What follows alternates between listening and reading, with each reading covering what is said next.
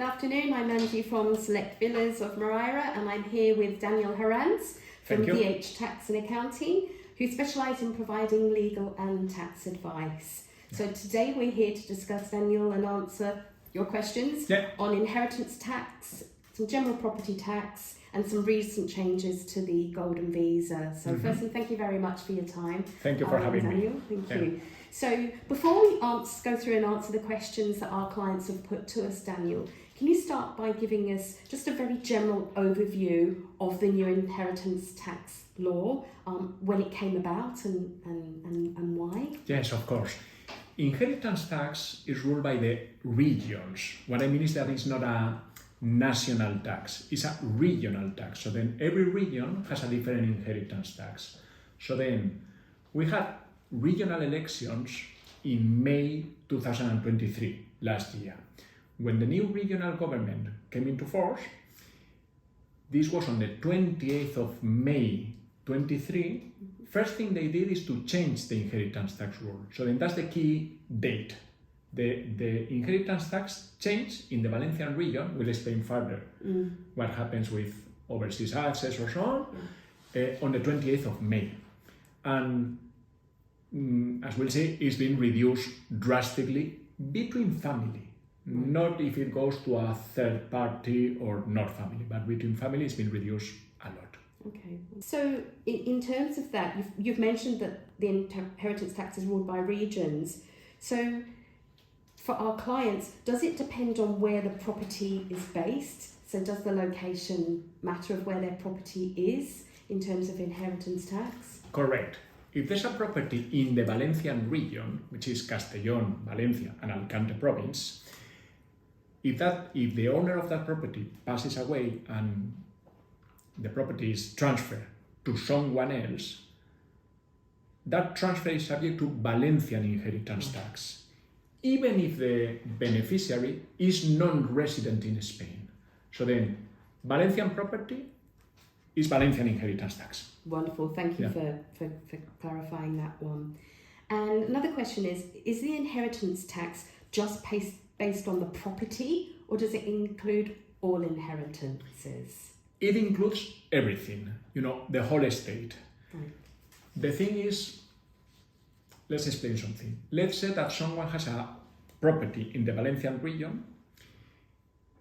If the owner of that property is non-resident in Spain, lives in the UK, for instance, Valencian inheritance tax will be exclusively on the Valencian property, and if there's money into a Spanish bank account, into the balance in that Spanish bank account. But if that person who was non-resident in Spain had property in the UK or other countries, there is no Valencian inheritance tax on UK property. If the owner was non-resident in Spain. But if that person was resident in the Valencian region and had a property in Valencia and another property in Manchester, the whole estate worldwide is subject to Valencian inheritance tax. And I don't want to complicate it a lot, but if the beneficiary is resident in Spain, if the beneficiary is resident in the UK, only the Valencian property is subject to inheritance tax. Right. The Manchester property would not be subject to Valencian inheritance tax. Okay, all right. So a little bit complicated. It is a bit complicated. Yeah, so that depends on with regards to that. Now, is the tax amount capped? And the reason I'm asking that, and what I mean is, for example, what sometimes happens is that a family member passes away and maybe 2 to 4 people of the family inherit the property.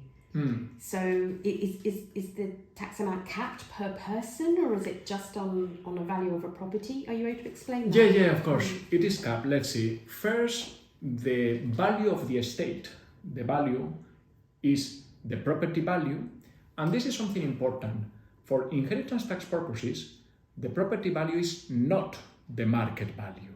It's a tax value that's given by the Spanish tax agency. They name it in Spanish valor de referencia. So then a property may have a market value of, 800,000 euros, but the tax value usually is lower than that. And then it could be, let's say, 500,000 euros. For inheritance tax purposes, what matters is that tax value. So then, the value of the estate will be that property value, money in Spanish bank accounts or Spanish cars. And then, let's say that the total value of the estate is, let's make it simple, 1 million. And there are 4 beneficiaries. So then, per equal parts, each of them would receive a value of 250,000 euros. Then, the key point really is if the beneficiary, if the inheritor was family of the person who passed away. If the beneficiary was husband or wife, or children, or parents, inheritance tax is virtually 0. That's the good news. Because that's from 20th of May last year. Right. Because now inheritance tax between family is virtually 0. But when I say family, it's only biological children. If there are stepchildren, which is quite common, I'm afraid that the stepchildren have to pay a high inheritance tax. So then it may happen that the 4 beneficiaries that we were mentioning, 2 are children and 2 are stepchildren. And what will happen, I'm afraid, is that the 2 children wouldn't pay any inheritance tax, and the stepchildren will pay a high inheritance tax. Okay. And when I say high, it's quite high, and it's a sliding scale. What I mean is that it's not 10%, 15%, or 20%. It's the higher the value of what's being received, the higher the rate it will be. Which makes sense. Yes, yeah. And it can be high. Okay, so it is per person that it is per person. Yeah. Yes. Okay. And does it make a difference if the people who are inheriting it are residents or not in terms of the amount of inheritance tax they pay? No, it doesn't matter. Let's see. Inheritance tax it doesn't change if they're resident or non-resident. This comes from a Supreme Court ruling from 2016. But I don't want to complicate it a lot. But let's say that the person who died had some estate in the UK, and one of the beneficiaries is resident in the UK. The beneficiary who is non-resident in Spain wouldn't pay any inheritance tax on assets in the UK. But if there's a beneficiary who is resident in Spain, that beneficiary will have to pay inheritance tax on the asset in the UK. I know it's a bit complicated, of course. This with examples with clients is easier to understand, but this is just obviously we're doing basics. General questions, and we understand that each individual case could be different, which is why they need to obviously engage with a legal representative lawyer to go through it. But this is just general advice, that we're giving there. Yeah, okay. Yeah. One of the questions was, and I think you've kind of perhaps already answered it, is what happens when the beneficiary lives overseas and is a non-resident of Spain? I think you've now sort of... Yeah, it's the same tax for residents or non-residents, no matter if they're no matter. Yeah. You know. And that applies to other countries, because one of the questions was somebody, I think he said, how does the decision to lower the inheritance tax apply? For example, the French who pay their own taxes in France, so they're paying taxes in France, well, they now have to pay the inheritance tax here in Spain as well. Yeah. And the answer is, well, yes. Yeah. Okay. Right. Now, what if the beneficiary is not a direct relative of the deceased, so they are a stepchild by marriage? You mentioned that obviously they don't fall under the same. Some way rules. It's not the first. If it's family, as we've said, I mean, direct parents and children, or a spouse. So it has to be a blood relative. Yes. Not adopted. Adopted, no. And not a stepchild. Correct. If it's a stepchild, then it can be a quite high inheritance tax. Is this a sliding scale? And the maximum, let's say we're talking of millions, a big amount, is 68%. So then the maximum rate of inheritance tax can be extremely high. We're talking of maximum is 68%. Okay. But, so then, if they're not family, or biological family, it may come quite expensive. That's not a change, it's how it was. How it was, right. The change is that now, well, since last year, inheritance tax between family is virtually zero. There's nothing. In the past, it could be quite high. Okay, all right. And is there a limit to how much money can be taken out of the country? No, there's not a limit. The point is that no, there's not a limit. Say that someone inherits, I don't know, 10 million euros, can take them out. Of course, there's banking regulations and money laundering regulations, but legally it can be transferred or sent to another country. Okay. And what's the cost of transferring the property to children now, as opposed to waiting and leaving it in a will? Is this more beneficial?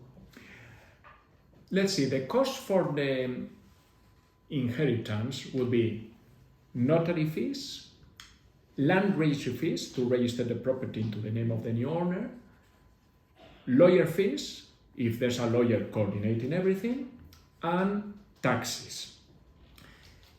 Inheritance tax and gift tax are the same. What I mean is that, so then now a gift between spouses or parents and children is virtually free of taxes. And notary and land registry fees and lawyers will be the same as well. The benefit to do it now would be that now we have security that gift tax between family is free. Right. In future, that may change, that we don't know. I see unlikely that it changes in the short term. But this is a big decision, because if parents decide to give the property to children, you say, fine, let's do it now to save all the hassle and to secure that there's not going to be tax, which is the higher cost. That can be done. Yeah. But they need to know that it's not their house anymore. Yes. Which means that if they need to sell the property for any reason, legally, it's not their property. And if it's sold for 600,000 euros, those 600,000 euros are not theirs, are the children's. Yeah. And they can say, yes, but we have our internal and family agreement that is our house, but that can create complications with capital gains tax and money transfers and so on. So then that is a decision that needs to be analysed case by case. And are there situations where a parent or parents could decide to transfer the property to the children now, but legally have it that they still remain in the property until they pass away? That's a good idea. Actually, that's what I tend. My clients who decide to transfer or give the property to children, that of course we do it very often, what I always advise them is that they keep what is named in Spanish usufructo, which means right of use, which means that they can live in that property for good. The children, this sounds awful, but I need to say, cannot evict them, you know? I mean, they can live there forever, for free, without a rent, you know? So then that legally they got the absolute security that will be the house where they live forever. Yeah, that's a good plan. And that is a good plan, okay. And are there any specific requirements to benefit from the inheritance tax? Is there anything that people need to do in order to benefit from the inheritance tax? Not really. The main point is, as we've said, the family relationship. You know, I mean, if they're children or stepchildren or spouses of the inheritor, but there's nothing really in general terms. It will need to be analysed case by case, but in standard terms, there's nothing. I mean, there's not a magic formula to make it cheaper. Yeah. Okay. All right. And is it legally okay to have a will in your home country and a Spanish will with the same content? And does that help to speed up the handling of the state? Absolutely. Absolutely. Let's see. There are two options, basically. To have a Spanish will. Let's say that someone lives in Spain, has a Spanish property, and is living in Spain. Well, if someone has a property in Spain, first point, that person should have a Spanish will. Right, okay? so that's a really important note to say that if you're buying a property here, make sure you have a Spanish will. Yeah, that's a no-brainer. Okay. You need a Spanish. If someone has a Spanish property, it needs a Spanish will. Okay. Because that will make the process when someone dies to transfer the property into the name of the beneficiaries straightforward if there's a Spanish will. If there's not a Spanish will, it can get really complicated. But then the client can say, well, I still have money or property or both in the UK. The decision to take is if the Spanish will covers all assets worldwide or covers Spanish assets only. Okay. Because both options are possible and legal. The best, in my opinion, professionally as a lawyer, is that if someone has assets in both countries or in two different countries, Spain and another country, the best is to have a Spanish will that covers Spain only and another will in the country, UK or any other country, that covers assets in that country, because that way the probate or the inheritance process will be far easier. Right. Far easier. Let's say that someone has virtually everything in Spain and a small bank account or a bank account with a small balance in Barclays in the UK. Then fine, make a Spanish will that covers worldwide assets. Right. And then when that person dies with a Spanish will that is bilingual and is valid in the UK, the money in Barclays can be transferred. Okay, but summary, if you have assets in two countries, the best is to have a will per country. Okay. It can say the same, or it may say something different. They don't need to mirror each other. Okay. If you have all your assets in Spain, or most of your assets in Spain, well, make a Spanish will only that covers everything. Yeah. Okay, all right, thank you for clarifying that. That's a good one. As we said, a really good note to say, to make sure that as soon as you buy property here, make sure that absolutely. Sure that you do a will. Absolutely. Yeah. I mean, you mentioned as well that obviously this law came into pass a year ago. Yeah. Can we be sure that the law won't be reversed again? No. So okay. We cannot be sure. I mean, law is like life. Who knows? Yeah. I see unlikely that it changes in the short, medium term. There's a lot of politics about it. You know, I mean, there are in Spain, as in most countries, there are two big parties. The regions that are governed by one of the parties are really abolishing inheritance tax, or really reducing a lot inheritance tax between family, and regions governed by other parties are keeping inheritance tax as it was. So then now your thing is, so then if in the next elections there's a change of government, could inheritance tax change? Well, legally yes. I see it difficult. Okay. But I cannot guarantee it. No, of course. So I guess if somebody has properties in the different regions, the one in the Valencia region where there is no inheritance tax, but they have one in another region where there is inheritance tax.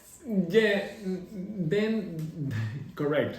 Then can get complicated. If someone has a house in Seville, Seville there's no inheritance tax neither. They abolish, but so in another region, can get complicated. Will need to be analysed. Yeah. Okay. So again, it's more important where the property is based. That's where the inheritance tax law will focus on. Okay. Yeah.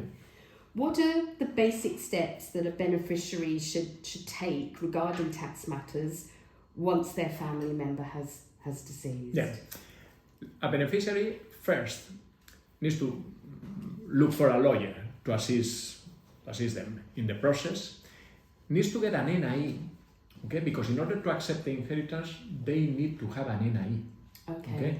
And the NIE, in the past it was that simple to get the NIE. In half an hour you had it, and now, we had no progress at all. It's gone backwards. Now it's a long process, but it's needed.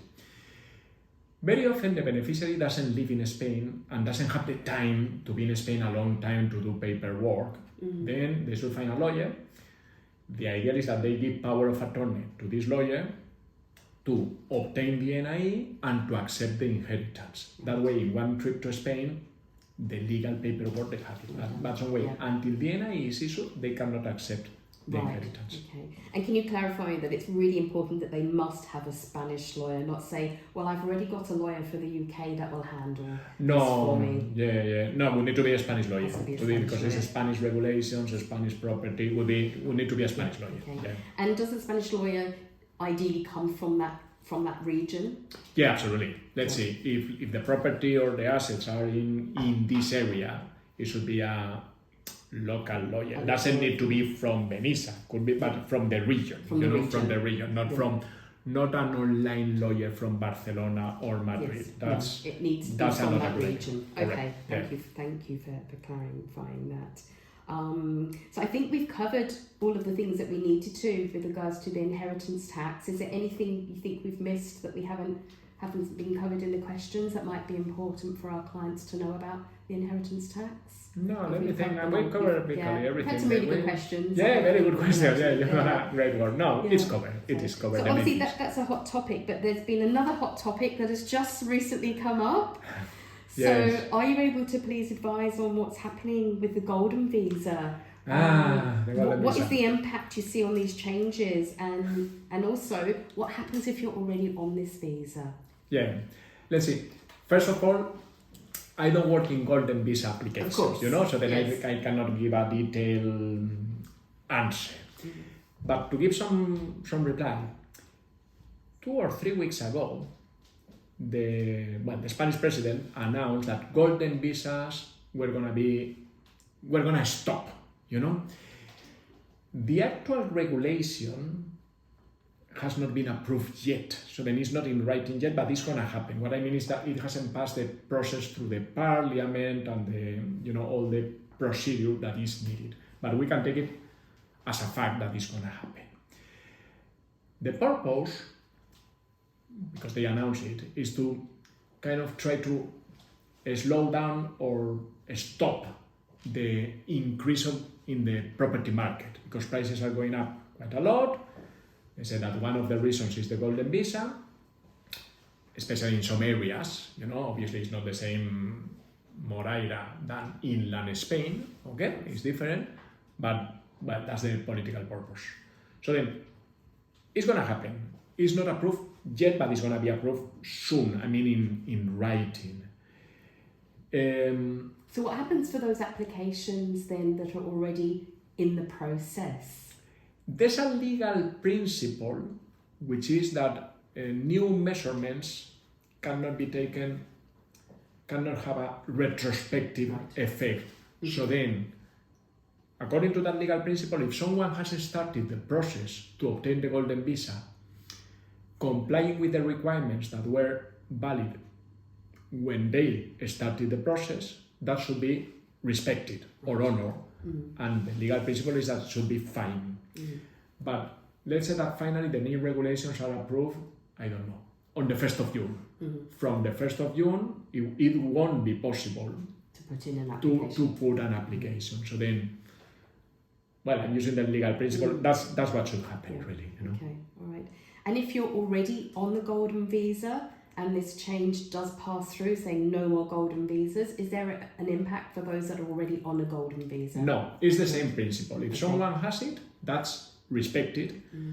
But if that golden visa expires in 2026, let's see what is the regulation, if they will allow to renew it or not. So we don't yet have that information. That we don't know yet. Yeah. But if someone has a golden visa which is already issued and active, it's not that it's going to be cancelled in the next weeks. No, it will be respected. It will be respected until it expires. Correct. And we don't yet know if it will be possible to renew it or not. That is something we don't know yet. Okay, all right, thank you. So I think that's good just to have that general, because it is a bit of a hot topic at the moment. It is, absolutely. Now, obviously, many of our clients, being from Select Villas Real Estate, are either looking to sell or buy a property in Spain. So can you just briefly advise on what your top 3 things would be that they need to consider for property tax? Fine. Let's see. If they sell, let's start with sellers. If they sell, they need to cover 2 sides, some way. The legal side about the property, they need to check with a lawyer if the property is correctly recorded in the land registry and what is named catastro, which doesn't translate. Because very often there's a pool which is not registered, there's a Naya that is not registered, there's an extension that was built 20 years ago that is not registered, and they should do it ideally ready before putting the property in the market. They should sort the paperwork before putting the property in the market. And they need to check if they have an occupation license, which is another hot topic. They name it occupation license, cédula, habitabilidad, it's the same, it's all the same thing. Because regulations have been changing a lot about that. And they need to check if they got that in place or not. So then, tip, verify with a lawyer that they have the paperwork in order. And if they don't panic. Very possibly they don't have everything in order. But that doesn't mean that it's illegal. It means that they need to, rectify things or update things because regulations have changed. That's the legal side. And do it, ideally, before putting the property in the market. The tax side, they need to understand, ideally with the same lawyer, what's going to be the tax cost to sell the property. Because we have two tax costs. First, the local tax, which is named plusvalia. Yes. Another word that doesn't translate. Yes. Plusvalia is, with the plusvalia, is irrelevant their age or their residency. And most often, the sale price is irrelevant. It's a formula based on a nominal value that's named catastrophe value on the property. And that may be calculated quickly, so then they can have the figure from their lawyer. The other tax is capital gains tax. Right. And capital gains tax is completely different if they are resident or non-resident. I have many clients that say, oh, I'm resident, I shouldn't worry about capital gains tax. Well, hold on. To sell as tax resident, they need to file Spanish tax returns annually, the annual tax return. If they don't file annual tax returns annually, even if the result is nil, the tax agency will not confirm that they are tax resident and they will have to sell as non-resident. I see.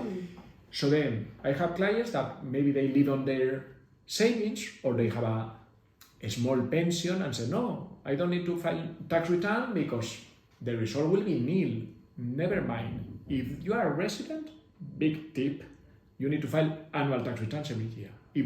Because otherwise, when you try to sell in future, you will have to sell as non-tax resident. To sell as tax resident, usually there's either no capital gains tax or lower. This will need a bit more time, but this is in general. It's always better. To sell as, but if the person is non-resident, well, there will be non-resident capital gains tax, which is a formula, is either 19% or 24% on the gain, on the profit, okay? But, well, again, 19% if the seller lives in European Union, 24% if lives out of European Union, that as we know from Brexit, UK is out of European Union. Yes. And I won't go into politics because I better say nothing, but those are the two rates. Okay, so really, really good for that. And then for buyers? For buyers, yes. So then for buyers, my tip is that before they put an offer on a property, they have at least a meeting with a lawyer to give them all the ins and outs and the costs and the tips. Because that way they have all that information. It's a consultation meeting. Some lawyers charge that consultation meeting, some others not.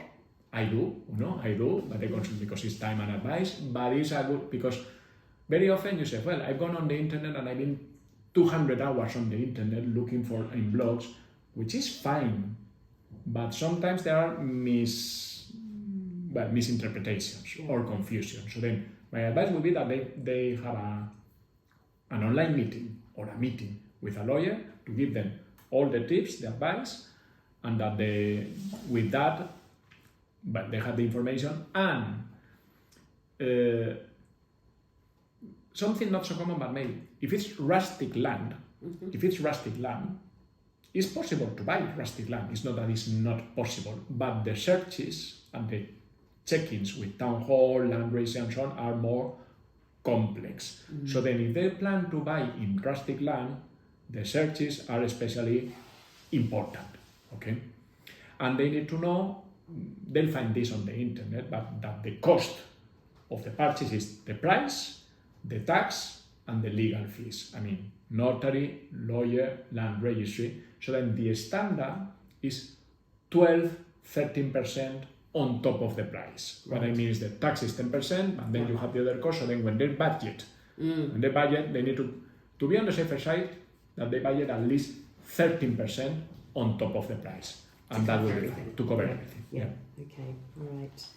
That's good to know. And we do often at Select Villas sometimes get people to say, but when I'm buying a property or selling a property, do I really need to have a lawyer or a legal representative? And of course, our advice is absolutely, and I guess that's something again that you'll mirror, that it's just it is really important, particularly with the property searches. Yes. In order to have a sale that is easy and straightforward and not come across complications. So you'd agree with that? No, absolutely. Let's see. Legally, you could buy without a lawyer advising you. True. But you're gonna make a big investment. And if something goes wrong with the property and the searches, and you're not aware of something that can affect your investment, well, that may have a big cost, and then to make the process smoother. It's not just, on one hand, to make it more simple, true, but on the other hand, to have the security that the investment, is correct, that there's nothing missing that is going to hit you in future. So then, of course, I'm a lawyer, and of course I want clients to use a lawyer, obviously. But honestly, really, they would need to use a lawyer. And if they're sellers, some way, same. I mean, to have clarity and to be sure that they pay the correct taxes and the paperwork is in order. If it was not in order, which is extremely common, they will need a lawyer as well. Yeah. We're finding that as well, the paperwork with lots of changes happening at the individual town halls and regulations that it's hard to keep on top of. It's really difficult. And a lot of people don't know with their property, because it could be different from when they bought the property. So I think it's very important that they do engage with a lawyer, legal representative, so they actually know that everything is in order. Yeah, absolutely. Because for instance, talking of that, some years ago, we have a big hot topic around, which is septic tanks, It didn't matter legally if you have a septic tank or it was connected to sewerage, or if it was an old septic tank or an environmentally friendly septic tank. That has changed in most town halls. Yes. And I have many clients a bit frustrated because when they bought, no one asked about this because it was irrelevant. Now it is. So then that's why I'm saying that sellers, before putting the property in the market, really, they should check, in my opinion, with a lawyer to say, fine, is the paperwork in order, or we're missing something, or we need to update something. And most of the times they need to update something. It's not the end of the world, but if they do it with time, they avoid all the stress and aggravation that they do if they put the property in the market and then the buyers or the buyer's lawyer finds out that there's something missing. That creates a lot of stress. Yes, if you know in advance, it is far better. And it could impact also the cost, the sale of the property price, and even the sale of the property if it's something that can't be. The sale can fall. If there's something significant missing or that may take many months to be sorted, many buyers will say, no, I'm not ready to wait. And I see it very often. Yeah. So good tip there. And just around that, finally, Daniel, are there any other comments or information that you'd like to share with anything to do with tax or property tax? Fine. Let's see. One small tip, or maybe not so small. Purchase tax is 10%. But there's always a but in this country. There's always small grey areas. We love it, don't we? Yeah. But the tax agency gives official values or tax values to property. Let's say that a property, you're going to buy it for, let's make it simple, 500,000 euros. Then the buyer thinks, well, I pay 10%, 50,000 euros. But it's possible that the tax value for that property is 600,000 euros. And when that happens, the 10% is based on the higher value, on the tax value, and it will be 60,000 euros. So then, that's unusual. It's unusual, but it happens 5 to 10% of the times. Okay. So then it's not impossible. So then, one of the first things that a property lawyer needs to do when a client says, I want to buy this property, I put an offer for 500,000 euros, then the property lawyer checks online what's the tax value of that property. That's done in about 30 seconds. It's quick, the tax value. And most of the times it's fine. You'll pay 10% on 500,000 euros. But 5 to 10% of the times, you say, well, bad news. Yeah. The tax that you were expecting you were expecting 50,000 euros. It will be 60. As I said, that's unusual, but it happens sometimes. So then that's something to... I think that's a really good tip. It's important to note that the valuations that estate agents like Select Villas give, the valuations that we do is a market valuation. Correct. On the property. It is not a tax Correct. valuation. Correct. And people need to understand that the valuation that we give is based on market prices, what's happening in the current market, sales of similar properties in that area. It takes into all of those things. It has nothing to do with the legal Correct. tax. It's a different thing. Yeah, so I just wanted to make that clarified. Okay, wonderful. Well, I think that wraps everything up. So thank you so much for your time and assistance today, Daniel. Thank you, Ayu. It's been a pleasure. Thank you indeed. Thank you.